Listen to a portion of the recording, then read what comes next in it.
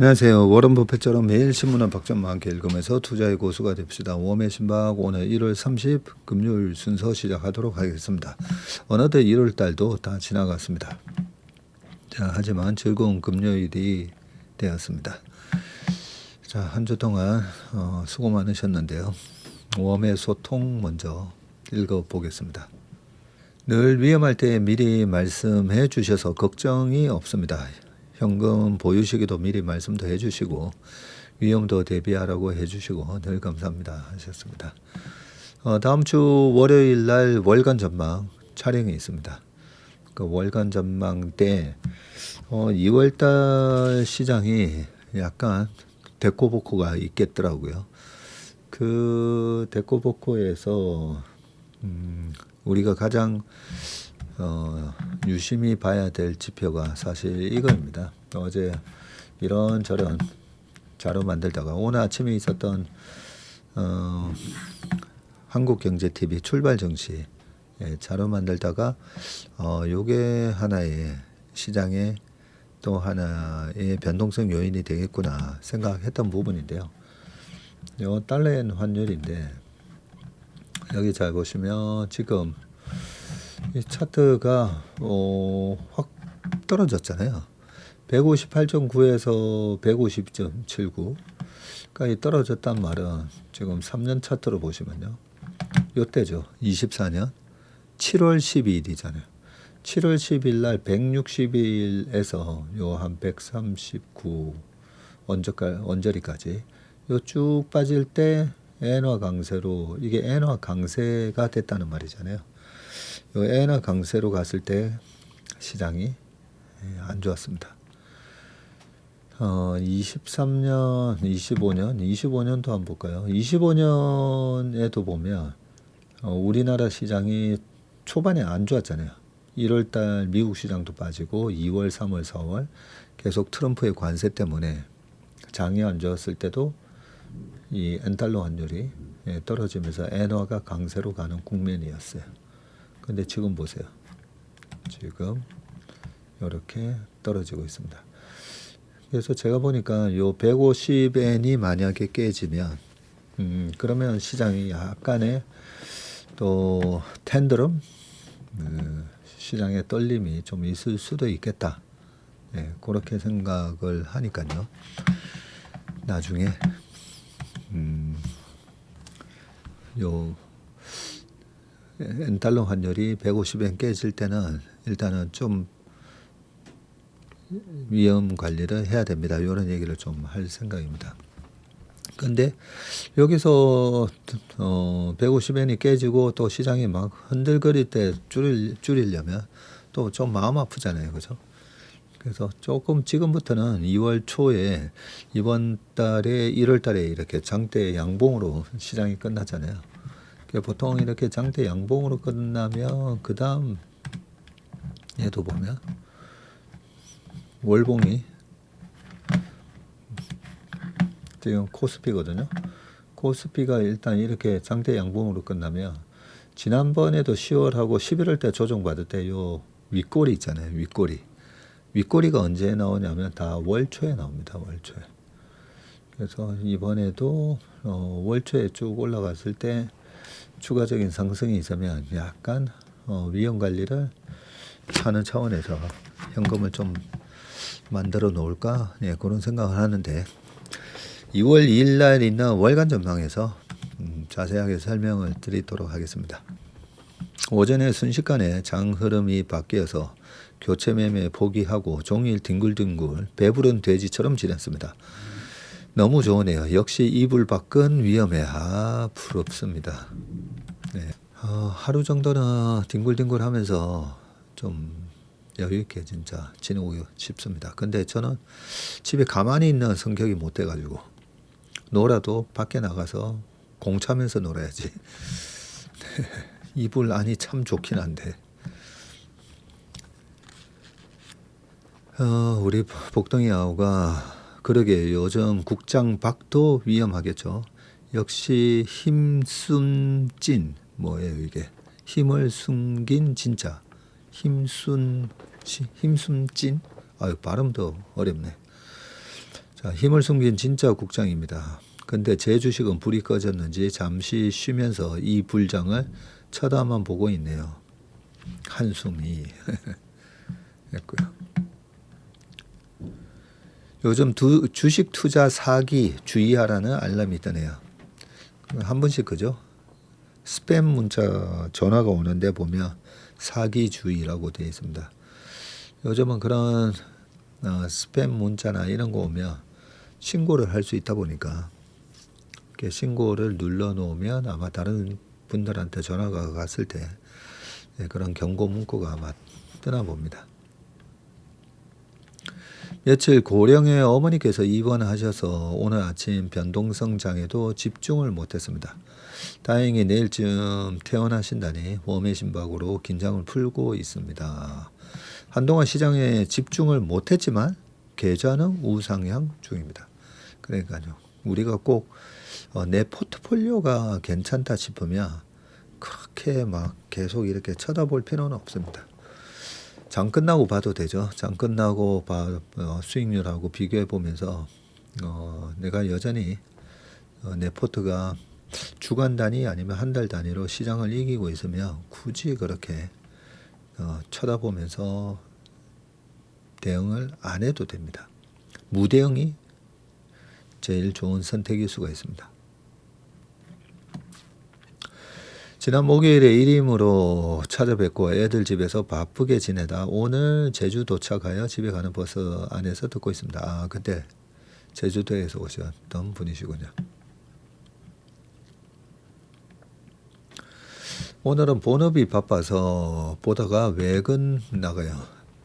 새벽 출근 버스에서 허드슨강의 체슬리 슬램버거를 생각하면서 서울에는 여의도의 체슬리 9월에 랩 가입 후 인턴하며 몇 달을 듣고 따라가다 보니 매수시 가격이 중요하지 않다는 말이 조금 이해가 되고 있습니다. 무섭기도 하고 재미있네요. 큰 걸 깨닫고 계신다 그죠? 체슬리 덕분에 제 생활 패턴이 바뀌고 있습니다. 글 읽기에 취미가 없는데 어느새 매일경제 신문을 읽고 있습니다. 전무님께서 매일 정성스럽게 신문을 읽어주시는 걸 보면서 신문 속에 금광이 있는 것 같아 보였어요. 엄청나게 좋은 습관이 이제 몸에 익었다 그죠?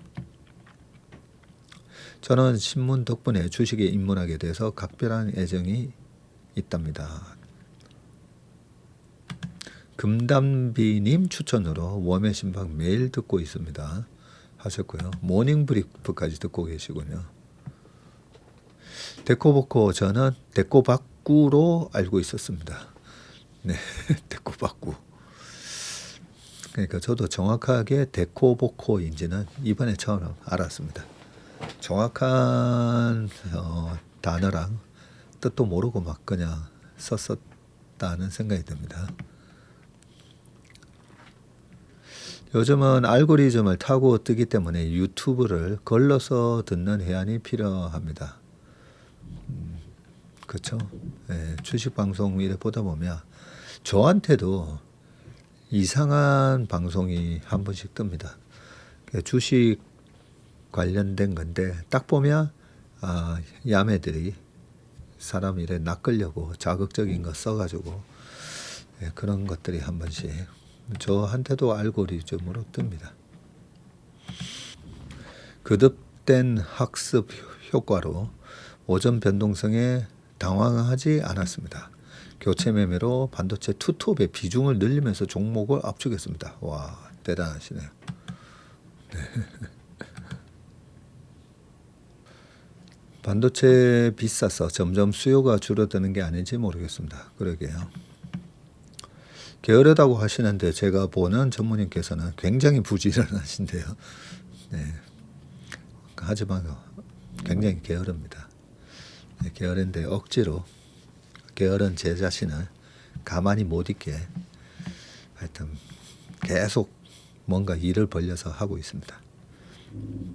그리고 몸을 움직이게 만드는 여러 가지 원칙들 때문에 어쩔 수 없이 몸을 움직이게끔 하고 있습니다. 오늘 KB증권에서 강연하신 유튜브 영상이 떴더라고요. 아, 그거 보셨군요. 전인구 소장님네 나오셨던 영상도 다시 복습했는데 올해를 전체적으로 가늠해 볼 수 있도록 설명해 주셔서 너무 좋았습니다 하셨습니다. 네. 우리 전인구 소장이나 그 다음에 새벽의 남자 김단태 조회수도 굉장히 많이 나오고 저도 또 그 두 분의 영상 퀄리티가 되게 좋거든요. 그 분석한 내용을 듣고 내가 또 판단해서 하면 되는 거잖아요. 근데 굉장히 시성 있게 해주잖아요. 새벽에 나스닥 어젯밤에도 우리 새벽의 남자 단태 나타났었더라고요. 그 영상 보면 일단 댓글 보면 완전히 개그 콘서트 저리 가라죠. 아, 단태 형 고마워. 단태 형이 나스닥을 구해서 뭐 부탁해가지고 거기에 김단태 채널인데 우리 전인구 형 얘기도 거의 절반 나옵니다. 인구신 뭐 이러면서 근데 다 보면 뭐 비난이라기보다는 다 어떤 애정의 표현들. 그래서 아마 그 단태나 우리 전인구 소장도 기분 나쁘지는 않을 거예요. 그리고 조회수가 보면 조회수 많이 나오잖아요. 사람들이 도움이 되니까 듣는 거니까요. 그래서 사람들이 다 좋은 거는 다 알구나. 근데 좋은데 재밌기까지 하잖아요. 댓글 읽어보면 너무 재밌습니다. 자, 매일 웜의 신박 올려주셔서 감사드립니다. 1월 초에 악성 종목 2개 손절치고 작년 시계로 할아버지 책 보고 126 법칙 적용해서 매수한 종목이 세게 올라서 손절 금액을 복구했습니다. 내가 잘한 게 아니라 시장이 벌게 해준다는 말에 고개를 끄덕여집니다. 항상 겸손하고 겸허한 자세로 매매해야겠습니다. 1월 3일 어스에 캔슬림 분석용으로 메일 보내드렸는데 그냥 지나갔나 봅니다. 1월 다 지나고 보니 오히려 잘 된 것 같고요. 그 분석 자료 만들다가 해당 종목 말고 다른 종목 보다가 얻어 걸렸습니다. 과연 얻어 걸린 종목이 어디까지 갈지 전무님이 알려주신 셰익스피어 지표가 그 종목에도 맞을지 궁금하면서 기대해 봅니다. 그래요? 캔슬림 분석용으로 메일 보내주셨다고요? 제가 그거 확인해 보겠습니다. 제가 캔슬림 종목 분석하셔서 발표하시라고 제가 말씀드렸었는데 뭐 발표하시려고 메일 보내신 것 같습니다. 네, 제가 확인해 보겠습니다. 저는 일찍 일을 시작하는 직업이라 웜의 신박만 꼬박 듣습니다. 제가 주식에 1차 입문을 하게 되었던 현대증권으로 기억되는 바이코리아 10% 환매 상품으로 기억합니다. 10일 만에 500만 원이 550만 원이 되는 마법의 쥐약을 체험하고 분별이 안 된 기억이 모든 게 버릴 게 없는 보약 같은 경험입니다. 마음 편하게 살고 있습니다. 맞습니다. 그때 99년 2000년도에 바이코리아 당시에 현대증권 이익치 사장님이 드라이브를 걸었었고요.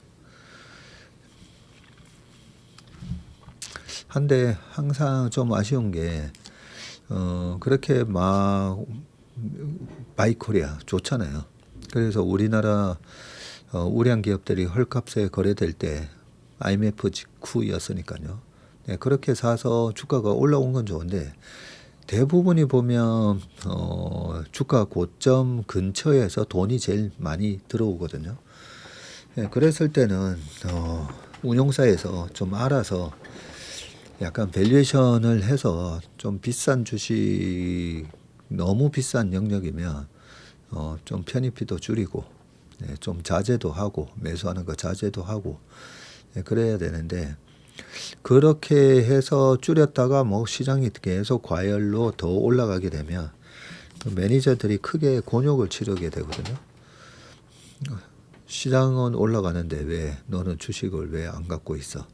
네, 이러다 보니까 어쩔 수 없이 돈이 들어오면 주식을 다 사게 돼 있습니다. 그게 운용사 대표가 모든 책임을 지고 자 여기서 줄여. 네, 그렇게 하지 않으면 밑에 매니저들이 그걸 하기가 힘듭니다. 그러다 보니까 우리나라 펀드 역사에 우리나라뿐만 아닙니다. 전 세계 펀드 역사에 보면 시장이 과열일 때 돈이 제일 많이 들어오고 네, 그때 사면 또 손실이 나고 그렇게 또 들어갔는데 이 펀드는 과열일 때 들어가서 더 과열일 때 먹고 나오면 되는데 3개월 안에 환매하면 환매 수수료가 수익금 70%를 징구하더라고요. 네, 수익 난 거 70%를 네, 떼버립니다. 그러니까 3개월 안에 찾아가지도 못하게끔 네, 그러다 보니까 여러 가지로 네, 투자자들한테 좀 불리한 그런 게 많았던 걸로 생각이 납니다. 그래서 저희 회사는 제가 뭐 환매 일주일 만에 2주 만에 내가 원했던 수익을 내고 환매하시는 거는 얼마든지 하시라고 네, 페널티 없이 네, 그렇게 만들어 나왔습니다. 오늘도 바쁜 하루를 보내고 늦게라도 듣고 있습니다. 숙제하듯이. 네.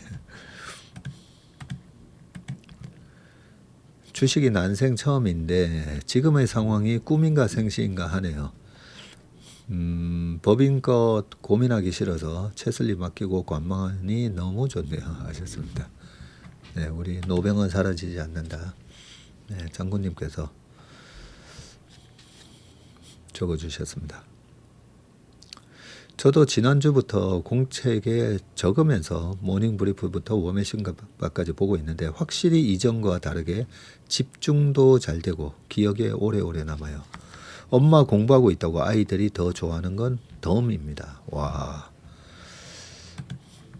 사실 제가 늘 말씀드리지만 아이들한테 공부해라 사실 할 필요가 없어요.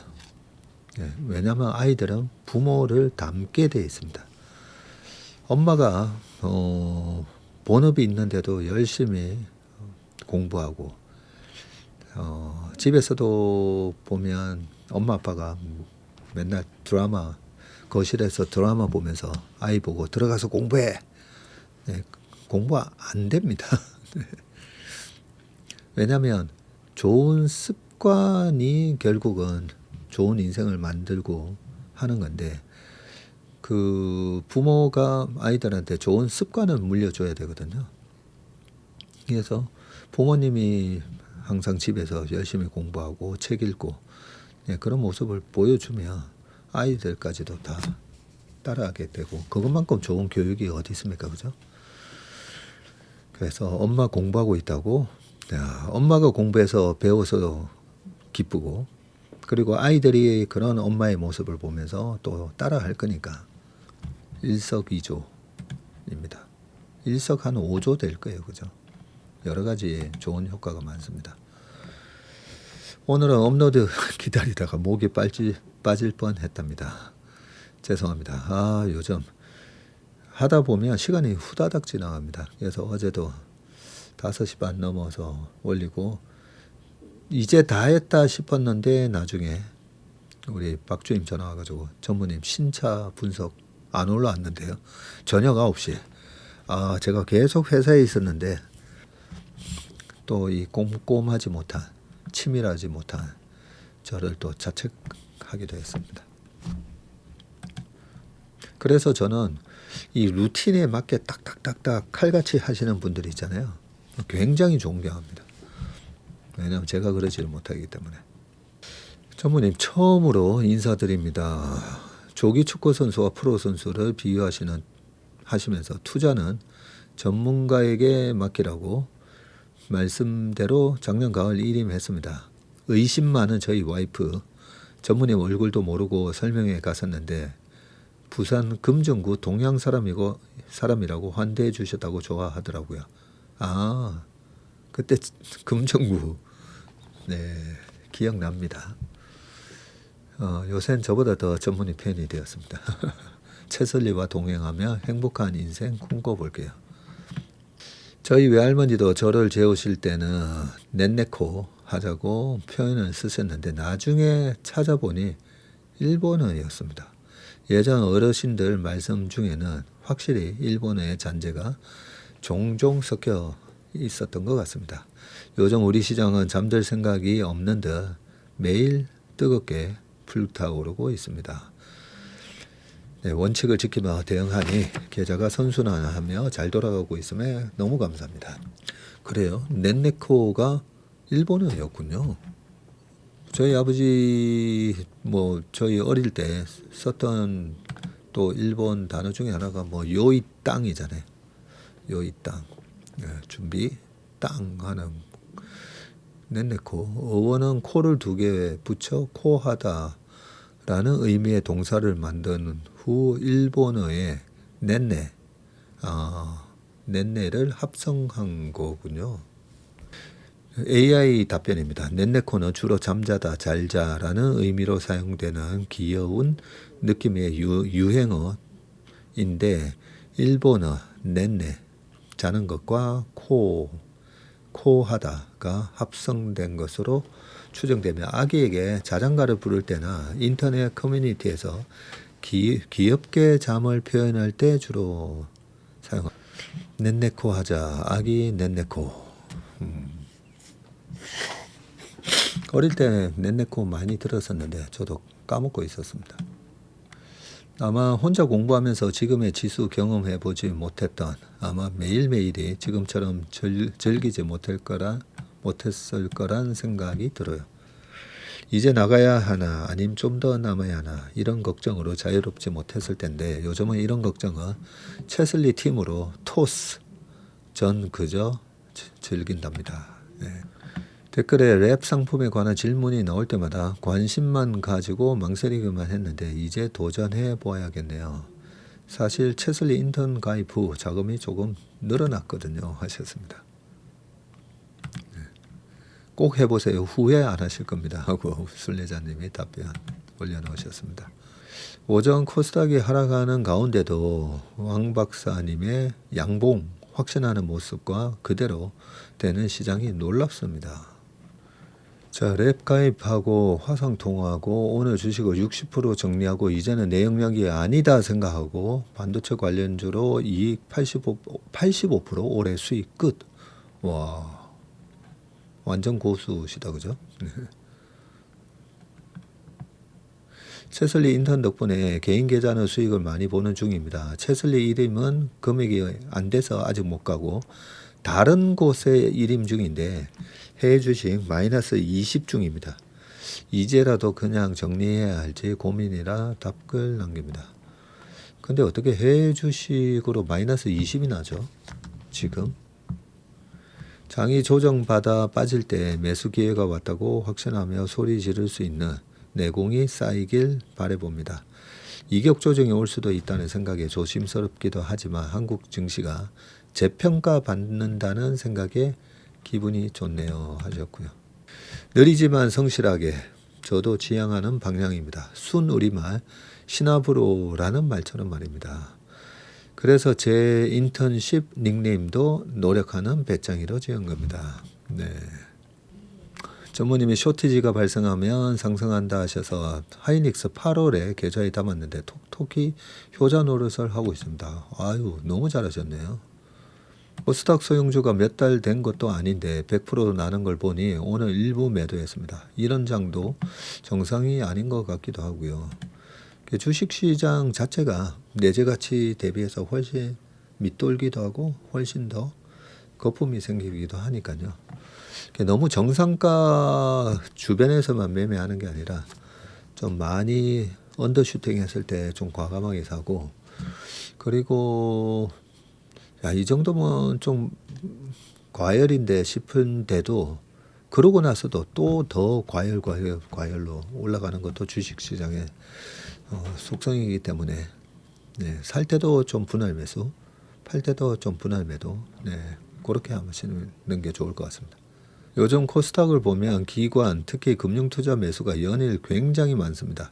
통상 금융투자 매수는 단타성이 강하다고 하는데 자금의 원천과 성격은 무엇인지 궁금하네요. 네, 좋은 질문인데요. 예전에는 증권사마다 그 프랍 트레이더들이 있었어요.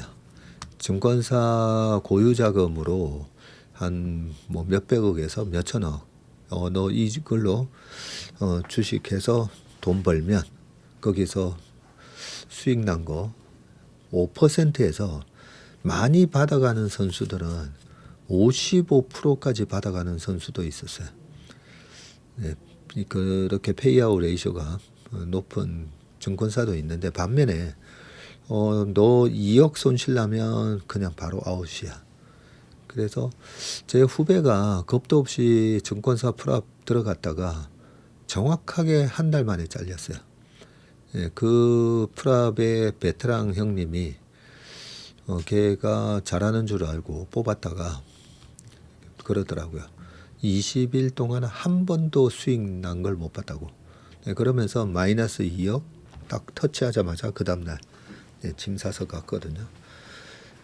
그런 증권사 프랍이 전부 다 금융투자로 잡힙니다. 그런데 요즘은요, 증권사가 뭐 매매 수수료, 그 다음에 미국 주식, 그리고 프라임 브로커 하면서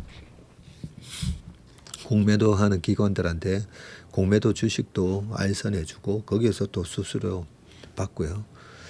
그래서 프랍으로 벌 때는 버는데 또 터질 때는 막 터지고. 요즘은 프랍 데스크의 그 규모가 많이 줄었어요. 지금 금융투자의 매수로 잡히는 거는 전부 다 ETF입니다. ETF는 그 거래소에서 거래되는 익스체인지, 거래소에서 트레이딩 되고 있는 펀드라는 말이잖아요. 그래서 ETF 역시 자산 운용사에서 사고 파는 겁니다. 근데 왜 금융투자로 잡히냐면 그 금융투자 많은 증권사들이 LP 역할을 하거든요. 리퀴디티 프로바이더라고 해가지고 그 ETF 매매가 활성화되기 위해서 호가에 대놓습니다. 요즘은 그 호가 갭이 벌어지면 증권사가 지금 ETF 가격이 보면 다 NAV 대비 다 나오잖아요. 순자산 가치보다 훨씬 싸게 거래되네. 그러면 증권사에서 또 매수 들어가서 싼 영역에서 매수해서 또 팔아먹고, 그런 ETF 차익 거래도 많이 합니다. 그렇기 때문에 그런 차익 거래도 많이 하고, 또 한 뭐 100억짜리 새로운 ETF가 설정이 됐을 때 그걸 갖다가 증권사가 먼저 LP 역할을 하면서 500억 원어치의 개인 매수 자금이 확 몰렸어요. 그러면 없잖아요. 그걸 갖다가 먼저 증권사가 그만큼의 물량을 넣어주고 그만큼 바스켓으로 주식을 딱 담아가지고 그러고 운용사한테 딱 넘겨주는 식의 그런 일들을 합니다. 그래서 요즘은 ETF 매수 매도가 금융투자로 많이 잡히기 때문에 옛날에 프랍하고는 좀 다른 개념이다. 이렇게 생각하시면 될 것 같습니다. 대표님 오늘 회사에 통화를 했습니다. 다음 주 월요일 오후 3시 반까지 동생이랑 함께 가기로 했습니다. 가면 대표님을 뵈면 좋겠는데 운에 맡겨줘. 아니요. 저는 3시 반에 오시면 다 제가 직접 다 만나 뵙습니다. 조카들도 데려가려는데 조카도 다 데리고 오십시오. 시간 되시면 식사는 그날 월간 전망하는 날이거든요. 6시에 월간 전망하는 날이라서 그날은 식사가 좀 어렵습니다. 웬만하면 끝나고 뭐 식사 저도 같이 하는 거 좋아하는데 2월 1일이죠. 2월 2일 날은 오셔서 인사드리고 제가 설명 좀 드리고, 그 조카 들어오면 제가 좀 신납니다. 애들한테 어떻게 하면 부자가 되는지 제가 설명을 쭉 해주거든요. 네, 그러면 이제 신문 기사 읽어보도록 하겠습니다. 자, 첫 번째 기사 읽어보겠습니다. 천무 노르웨이 뚫었다. 미국 하이마스 꺾고 1조 4천억 수주. 노르웨이가 차세대 장거리 포병 전력으로 한국의 다연장 로켓 K239 천무, 여기 사진에 나오는 이겁니다. 이 천무를 낙점했고요. 29일 현지 시간으로 노르웨이 국방부가 이날 190억 크로네, 약 2조 8천억 원 규모의 차세대 장거리 정밀 화력 체계 사업의 최종 사업자로 에어로스페이스를 선정했다고 밝혔습니다. 지난 27일 노르웨이 의회가 이 LRPFS 차세대 장거리 정밀 화력 체계, 이 사업을 승인한 지 이틀 만이고요. 노르웨이 국방부는 발사대 16기와 공개되지 않은 다수의 로켓을 도입할 계획이라고 밝혔고요.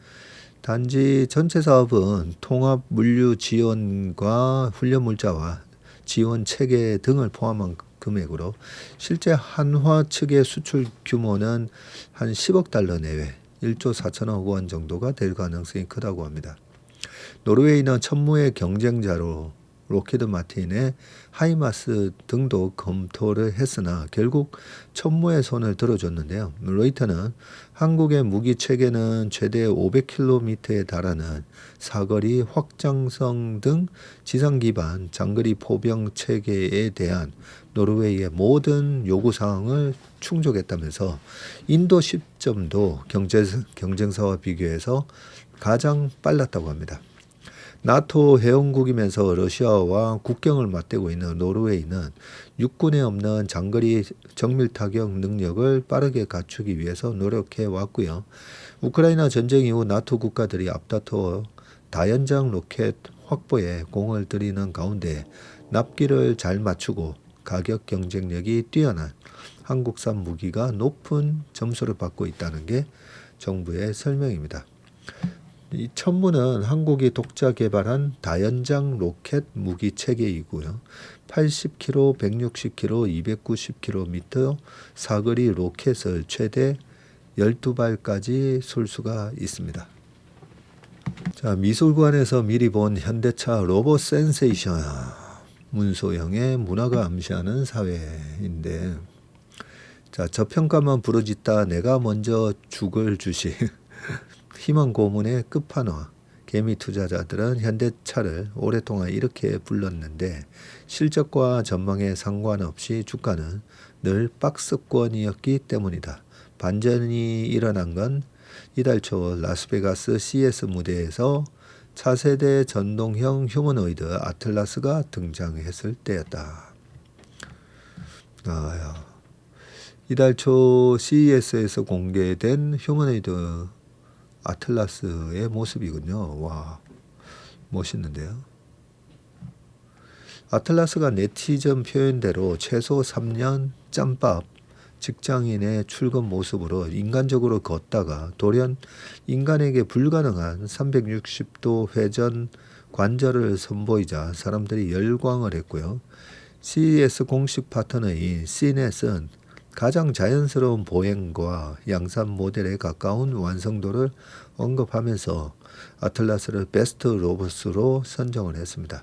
곧 현대차 주가가 폭등하면서 사상 처음으로 40만 원 선을 넘겼는데 29일 종가 52만 8천 원 이 시장이 현대차를 자율주행 분야에서 고군분투하는 전통 자동차 제조사에서 로보틱스와 인공지능을 결합한 피지컬 AI 분야의 선두주자로 재인식한 결과이고요. 2014년 시작된 공격적인 미술 후원, 필자가 현대차의 변화를 감지한 계기는 다소 특이한데 산업부 기자가 아닌 문화부 기자로서 2014년부터 시작된 현대차의 공격적인 현대미술 후원 프로젝트를 보며 진부한 자동차 회사가 아니네라는 생각을 품기 시작했고요.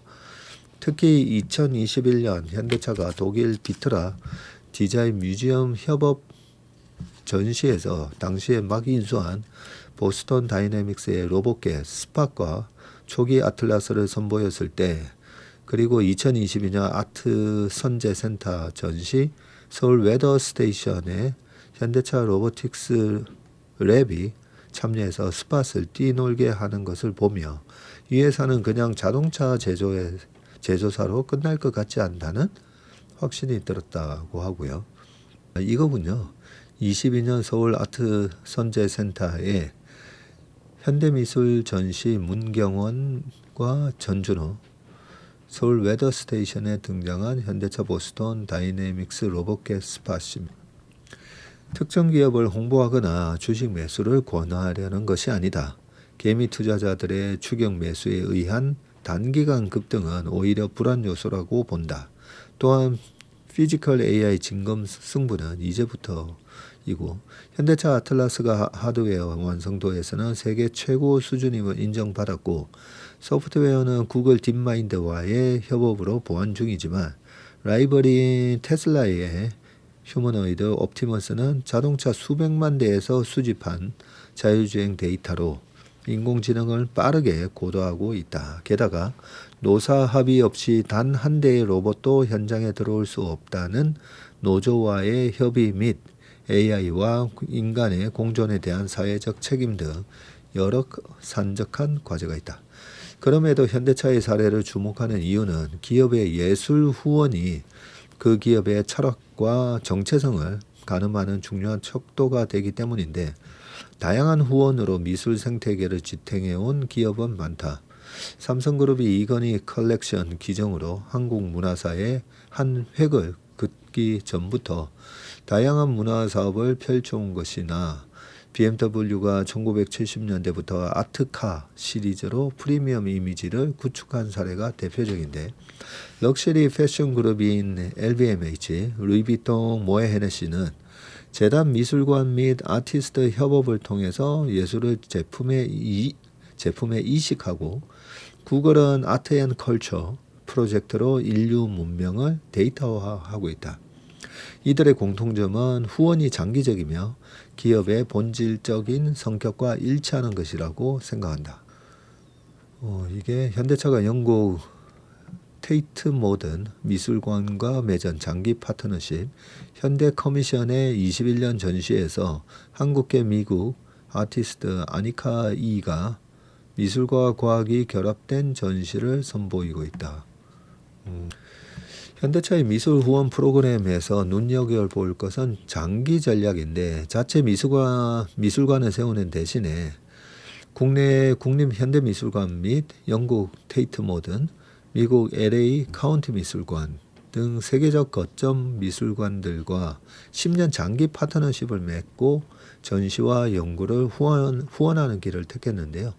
2014년 당시 영국 BBC 방송 미술 에디터였던 유명 저자 월 곰퍼츠가 10년 넘게 장기 계약으로 예술 후원을 하는 건 매우 드물고 리스크가 크다면서 기대만큼 브랜드 이미지 상승 효과를 보기 어려울 것이라고 썼을 정도인데 당시 현대차 관계자에게 그 우려를 전하자 이런 답이 돌아왔다고 합니다. 좋은 자동차 모델 하나 개발하는데 최소 5년이 걸리듯 우리는 장기 사이클로 움직인다.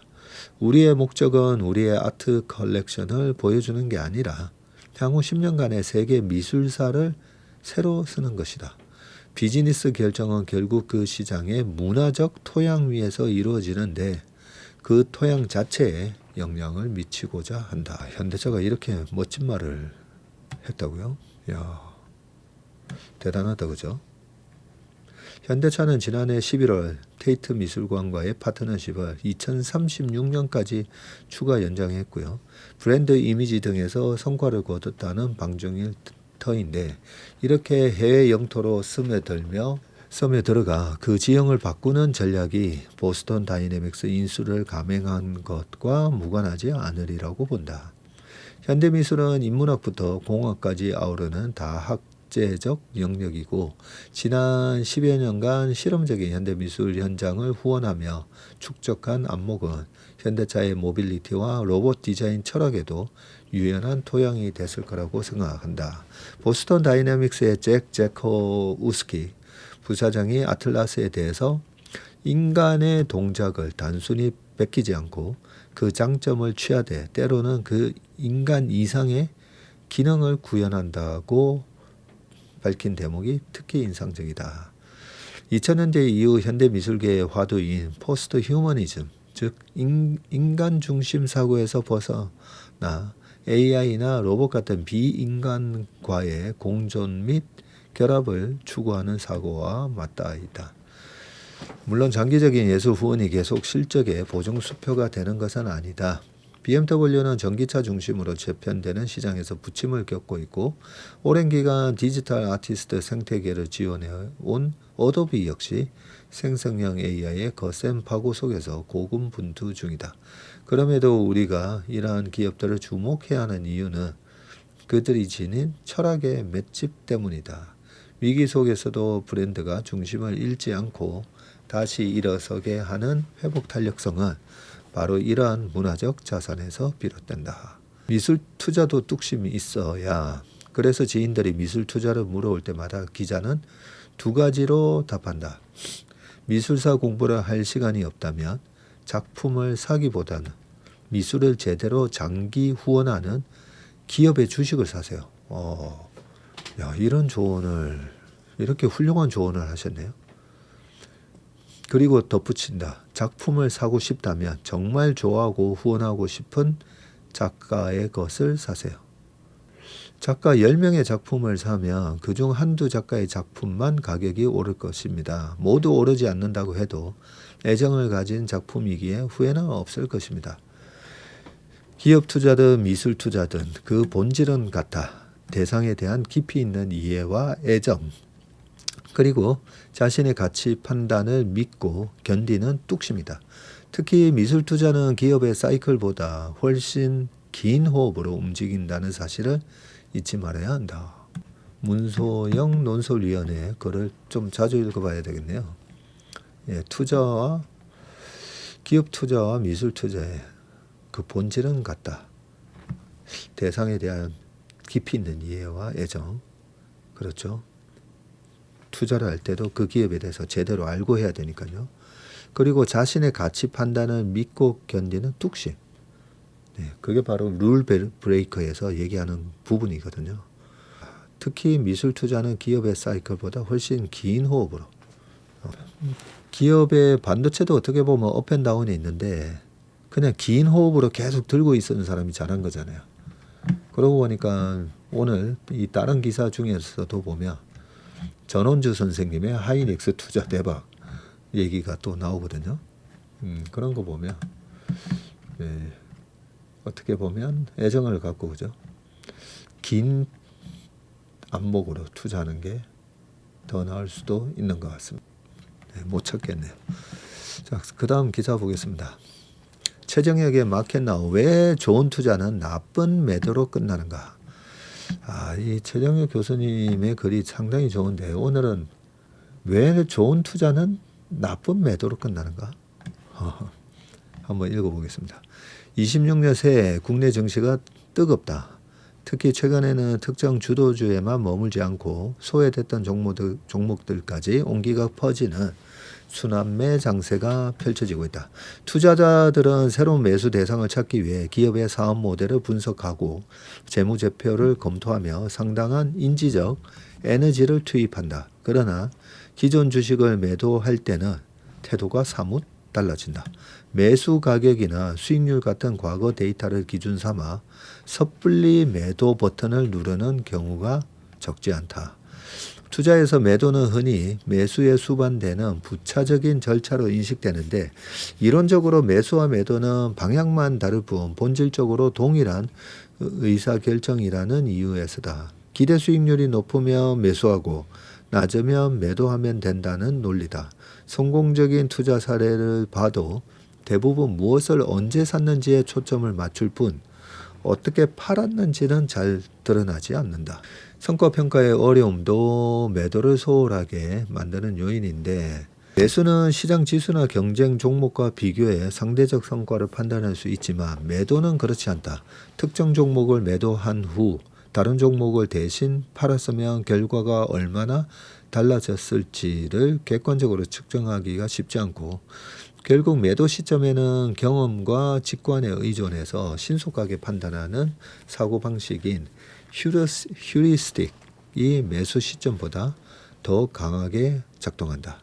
이러한 현상은 아마추어 투자자만의 문제가 아닌데 미국 시카고대 알렉스 이마스 교수 등이 23년에 발표한 연구에 따르면 전문적인 기관 투자자들 역시 매수에서는 뚜렷한 역량을 보였지만 매도에는 체계적이고 반복적인 저성과에 머물렀다고 하고요. 연구가 지목한 원인은 주의력의 비대칭성인데 기관 투자자들은 매수를 핵심 투자 결정으로 인식해서 신중하게 접근하는 반면에 매도는 다음 매수를 위한 자금 확보 수단 정도로 취급하는 경향이 강했기 때문이고 이 때문에 단순히 현재까지 수익률이 극단적인 종목, 즉 크게 올랐거나 크게 하락한 종목이 매도 대상이 될 가능성이 매우 컸다.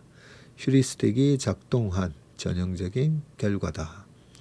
매도에서 이러한 오류를 줄이려면 매도를 매수와 동일한 관점에서 바라볼 필요가 있다.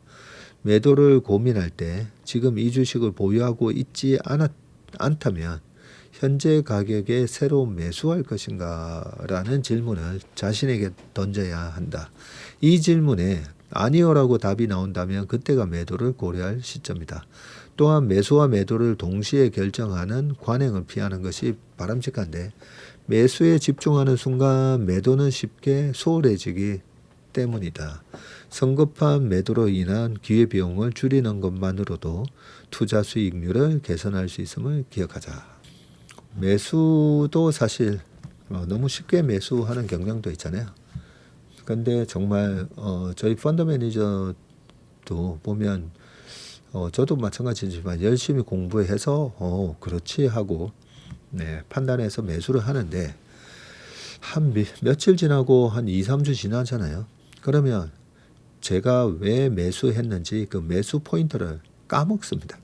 까먹고 그 다음부터는 시세가 강하면 좋은 주식, 약하면 나쁜 주식. 그래서 적자 생존이 필요한 거죠. 살 때 어떤 마음으로 샀는지. 그래서 왜 매도를 쉽게 할까? 왜 나쁜 매도를 할까? 생각해 보니까요.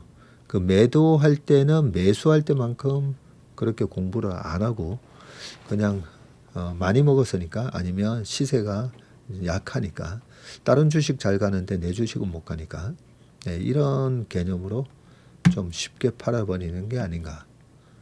그래서 왜 좋은 투자는 나쁜 매도로 끝나는가. 좋은 칼럼을 오늘도 써주셨습니다. 그래서 나의 매수 단가는 제가 그랬잖아요.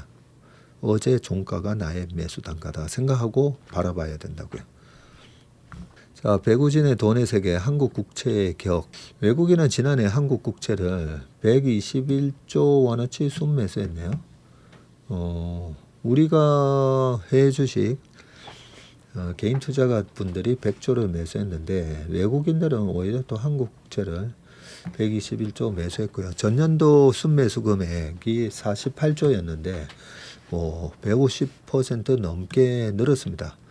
한국 국채의 이 세계 국채 지수 편입을 앞둔 흐름으로 분석이 되고 WGBI는 현재 미국과 중국, 일본, 프랑스 등 세계 25개국 국채로 구성이 되어 있고요.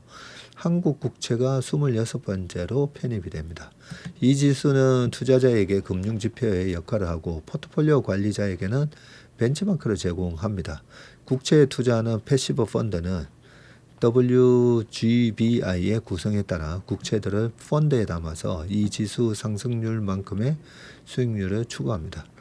한국에 앞서 중국 국채는 21년부터 24년까지 4년에 걸쳐서 WGBI에 편입이 됐고요. 중국이 우리보다 훨씬 먼저 됐군요. WGBI는 시장에 충격이 가지 않게끔 신규 국채를 단계적으로 편입을 하고 한국 국채 편입은 오는 11월까지 8개월에 마무리된다고요. 이 과정이 완료되면 한국 국채의 비중은 약 2%가 될 것으로 예상됩니다. 각 국채의 비중은 발행된 국채의 규모에 비례하고 중국 비중은 2024년에 일본을 추월했다고 합니다. 편입 과정에서 모두 약 600억 달러가 한국 국채에 유입되면서 원화 가치가 안정되지 않을까 하는 기대가 최근 일고 있고요. 환율에 영향을 미치는 변수는 국채 순매수 외에도 많아서 그렇게 낙관할 수는 없지만 환율보다는 한국 국채에 대한 수요가 증가해서 금리가 안정화되면서 정부와 기업의 자금 조달 비용이 낮아지는 효과가 더 확실해 보입니다. WGBI에 편입된 국채라는 위상은 영원히 보장되지는 않는데 그리스, 포르투갈, 남아프리카 공화국 3개국이 신용등급 강등으로 2010년부터 2012년 사이에 이 지수에서 제외가 됐군요. 이 중 포르투갈만 신용등급을 회복하면서 2024년 10월 WGBI에 다시 진입했고요. 한국 국채가 탄탄한 국가 재정을 바탕으로 WGBI에 편입된 상태를 이어가고 우리나라가 그 이점을 오랫동안 누리기를 기원한다. 하얀 석유 가격 뛴다. 반등 힘받는 포스코. 지난해 포스코 홀딩스 영업이익이 1년 사이에 15% 이상 쪼그라들었고요. 철강 부문의 보호무역 기조 강화와 글로벌 공급 과잉 등 악조건 속에서도 선방했지만 소재 건설 부문 부진이 발목을 잡았군요. 올해는 리튬 가격 반등에 힘입어서 수익 회복에 나선다는 구상입니다. 자, 우리가 포홀 이러죠. 포홀은 지난해 연결 기준 매출이 69조에 영업이익은 1조 8천억 했고요. 전년 대비 4.9% 15.9% 감소했습니다. 당기순이익도 5,040억. 영업이익이 1조 8천억인데 당기순이익은 5,040억으로 46.8%나 급감했고요. 철강 부문의 경우 매출은 6.8% 감소했지만 영업이익은 오히려 20.8% 늘었다고요. 1조 7,800억 원으로 실적 방어에 성공했습니다. 에너지 효율 극대화 등 구조적 원가 혁신으로 수익성을 개선한 덕분인데 에너지 상사 계열사 포스코 인터내셔널도 호주 세넥스 에너지, LNG 증산, 인도네시아 팜 기업 인수 등 에너지 식량 산업 성장에 힘입어서 역대 최대치인 1조 1,650억 원의 영업이익을 올렸군요. 하지만 2차전지 소재 부문에서 4,410억 적자, 건설 계열사인 포스코 ENC 등에서 공사 중단 등으로 인해서 4,520억 원 영업 적자를 냈습니다. 포홀은 올해를 반등의 기회로 삼고 있는데 우선 리튬 가격이 계속 오르고 있다는 점이 호재입니다. 28일 기준 1kg당 17.87달러로 전년 평균보다도 86%나 급등했네요. 리튬 가격이. 높은 자원 가치로 인해서 하얀 석유로도 불리는 리튬은 배터리 핵심 소재인 양극재에 쓰입니다. 포스코는 43,000톤 규모의 광양 수산화 리튬 1, 2 공장에서 리튬을 상업 생산하고 있는데 여기에 아르헨티나 리튬 여모에서 상업 생산을 본격화하고 호주 리튬 광산도 연내 지분 인수가 마무리되면 실적에 반영될 것으로 보입니다. 휴머노이드 로봇용 전고체 배터리 등 차세대 배터리 수요 확대도 추가 상장 요인으로 꼽힙니다.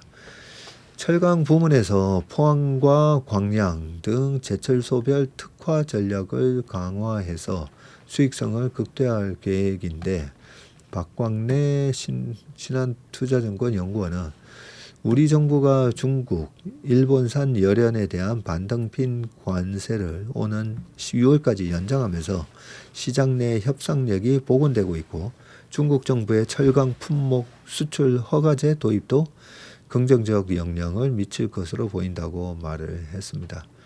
지난해 4분기 주요 공장 수리, 적자법인 매각 비용, 건설사업 일회성 손실이 몰리면서 일시적인 저점을 지났다면서 철강 LNG 사업에서의 수익, 리튬 상업 생산 개시 등으로 올해 수익이 상승세를 탈 것이라고 전망을 했습니다.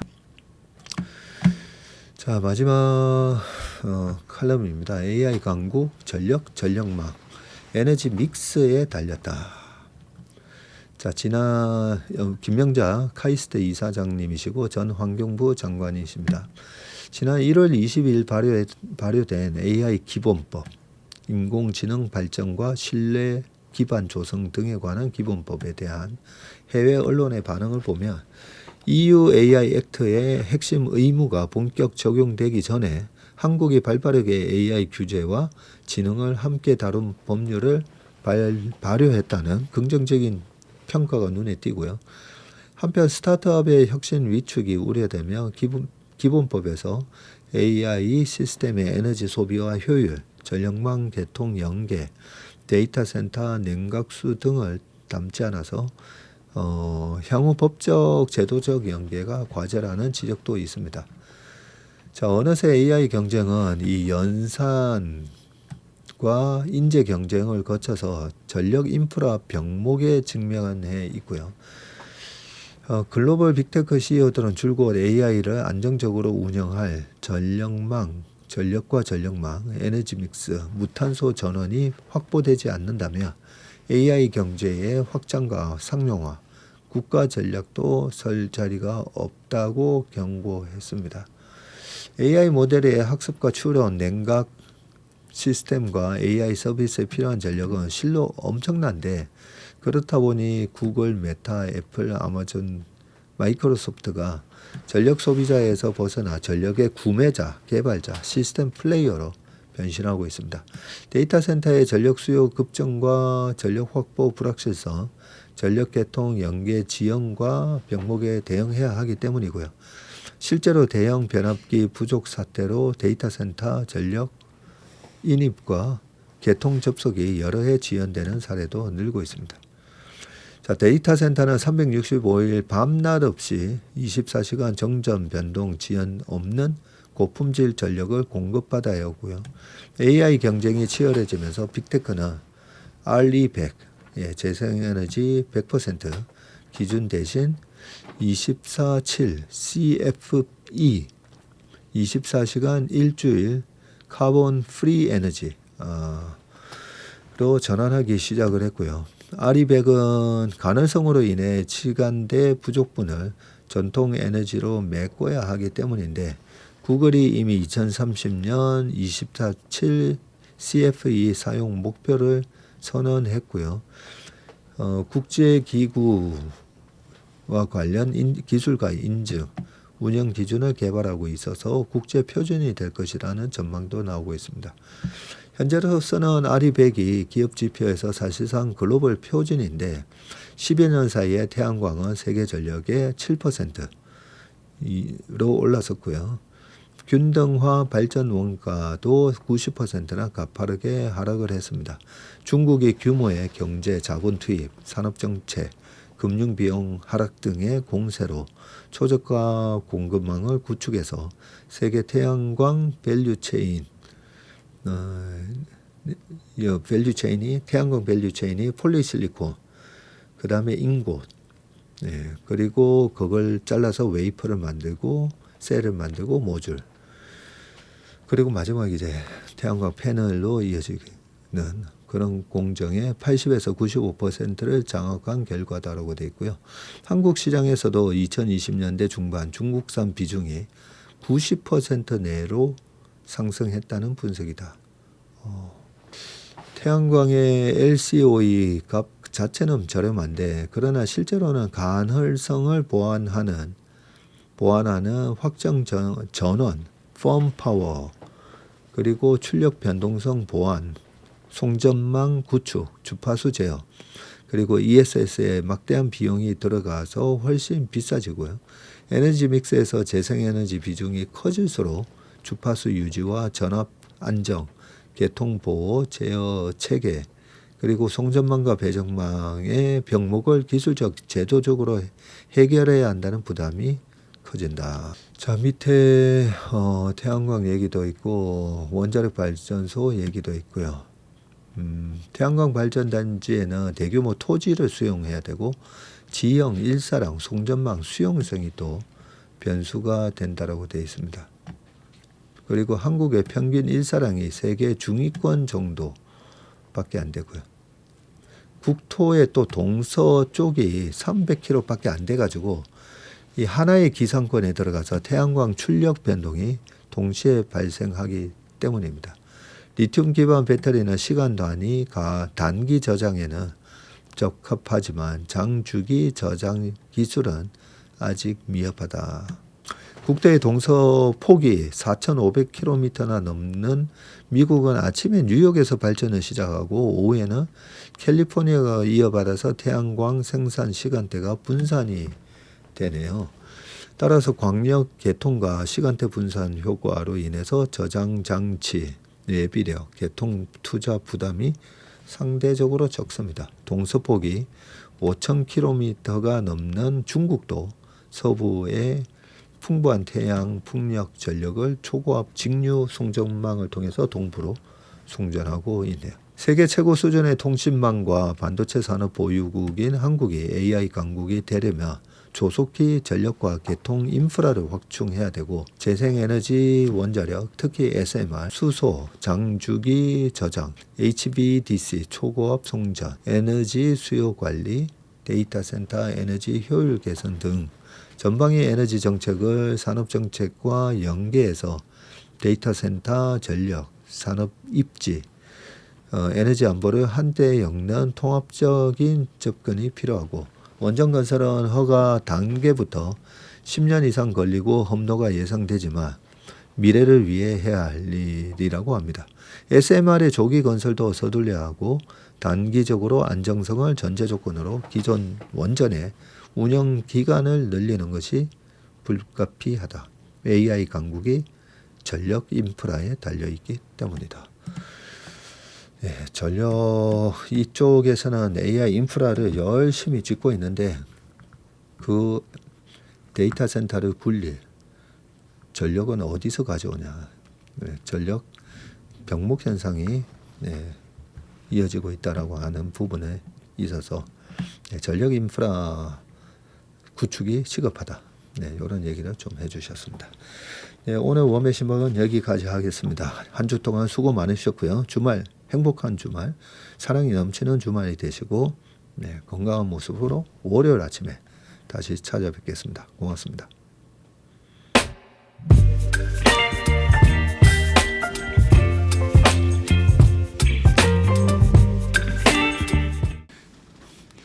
안녕하세요. 채슬리 투자자문의 박세익입니다. 최근 저와 채슬리 이름을 도용해서 투자 사이트라든지 밴드, 텔레그램, 카톡 채널 등에서 이 리딩방으로 유도한 뒤에 금전적인 피해를 입히는 이 사칭 사례가 빈번하게 지금 발생하고 있습니다. 저를 비롯해서 저희 채슬리 투자자문의 임직원들은 SNS나 온라인 채널 등을 통해서 일체의 투자자문 활동을 하지 않고 있습니다.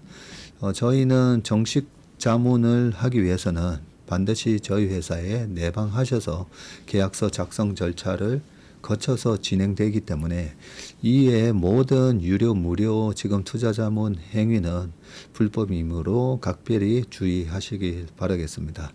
의심스러운 채널이나 메시지를 받으시면요, 피해를 방지하기 위해서 즉시 신고하시거나 삭제하시길 바라겠습니다.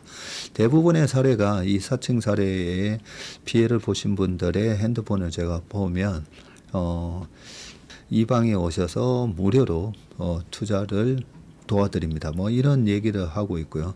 거기에 보면 어떤 밴드로 특정 밴드로 유도한 다음에 돈을 송금하라고 되어 있습니다. 그 과정에서 저희 하고의 일체 계약 관계가 없기 때문에 그렇게 돈을 송금하라고 하는 부분에 있어서 특히나 유의를 좀 해주시기 바라겠습니다. 저뿐만 아니라 많은 또 저희 업계의 유명인을 사칭한 그런 사칭방도 많이 지금 기승을 부리고 있는데요. 공통적인 특징이 앞으로 몇백 %가 날 급등주를 알려줄 테니까 이 방에 가입을 하라. 그러고 난 다음에 금전적인 부분을 갖다가 송금을 요청하는 그런 형태의 수법을 쓰고 있기 때문에 그렇게 무료로 주식을 알려드립니다. 이런 문자를 받으시면 바로바로 삭제를 하시길 바라겠습니다.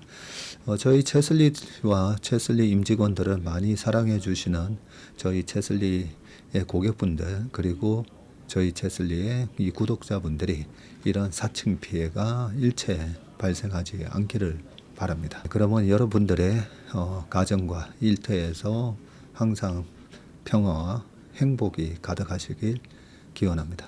감사합니다.